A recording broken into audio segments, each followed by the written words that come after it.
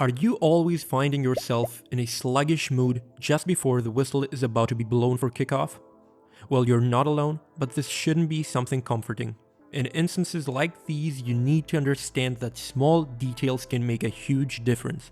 So in today's video, we are going to go over 5 of those small details, as well as how you can optimize those to achieve the performances you want consistently, week in, week out. So to start the process of solving that problem, you have to reverse engineer the entire week leading up to the game, starting right at the moment when the last whistle is blown by the referee and you're going home. That's when everything starts. Now, recovery is the first step you need to take in order to prepare effectively for an upcoming game day. Not some sort of performance optimization plan in the gym or at the field. This will come later. And of course, for that reason, the first thing I would like to address is sleep, a fundamental pillar of recovery. Now, before you skip this part, let me tell you something.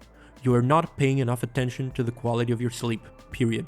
Sleep is literally the best pill to ever exist. A deep, uninterrupted, and relatively long sleep has to offer multiple benefits, not only for your performance, but also your recovery. That is why it is really important for you as a footballer to adopt proper sleeping habits. Getting in a minimum of 8 hours each night, having a stable circadian rhythm, or following the 10-3-2-1 rule to optimize your sleeping quality are all great steps you can take towards recovering better and being fresh and ready to perform on game day. Now, if you want to take this up a notch, once you're finished with this video, click on the top right corner to watch our video on everything you need to know about optimizing your sleep as a footballer. Now, the next thing I want to touch upon is your nutritional behavior during the week leading up to the game. The thing with nutrition, as with sleep, is that it stands in between performance and recovery and has the potential to uplift both if you follow certain principles. I know you don't want to hear the analogy between a car and a human being ever again, but to be honest, it's a pretty damn good analogy to help you understand that if you don't feed your system with the quote-unquote right things,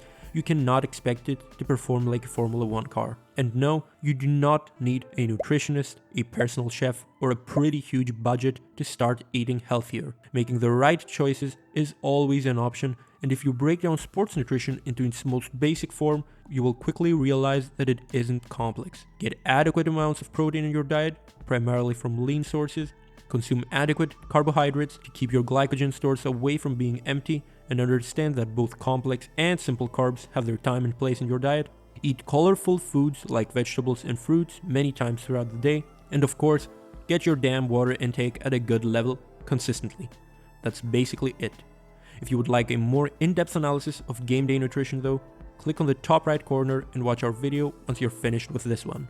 Now, apart from nutrition and sleep, which are the two things that are forming the foundation of recovery and performance, you also have to pay attention to load management on a daily, weekly, and monthly basis.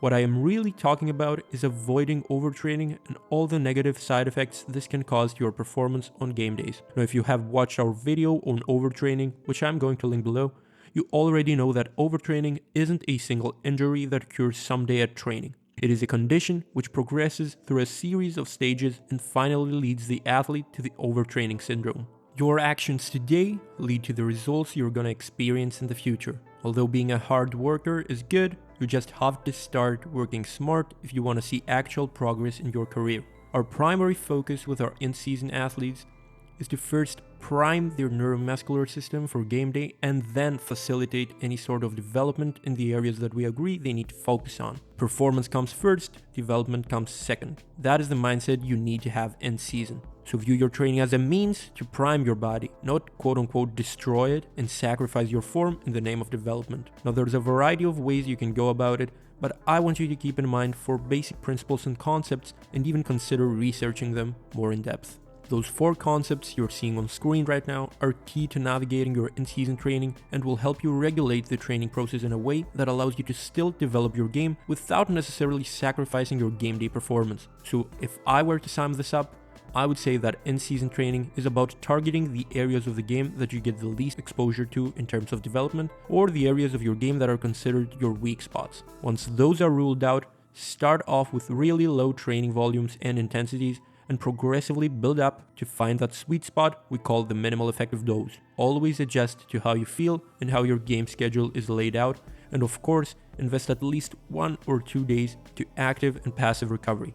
That is a known negotiable. Now, the fourth possible reason you might be underperforming every weekend is because of the mental stress and pressure you might be experiencing either in football or in other areas of your life. Now, mental fatigue is undoubtedly one of the factors that can impact your game negatively. Pressure, stress, personal problems, confidence, and self-belief issues are all factors indicating that you're in a bad place mentally right now. Apart from these problems though that might be related to your life outside of football, there are also the usual pre-game nerves almost every player experiences. Those emotions tend to mess up the preparation of many players, leading to a decrease in overall performance. As you understand, it's important to start finding solutions to these issues before they become a common thing in your preparation. I like to adopt a holistic approach and view the problem from multiple perspectives. So dig deep inside yourself, evaluate your life, search for solutions, and of course, do not be afraid to ask for help if you need it. Some of the mental development tools that many athletes nowadays use include journaling, goal setting, visualization, and self-talk. Of course, there is no one-size-fits-all solution for dealing with mental issues, but as a rule of thumb, these can be used pretty much in every instance and guide you towards better paths. Let us know in the comments if you would like us to bring in our partners Matt and Chris from Team, who specialize in mental resilience and mental development for athletes, and we will try our best to set up a video for you guys. So let us know and make sure you'll also leave any questions they can answer down below.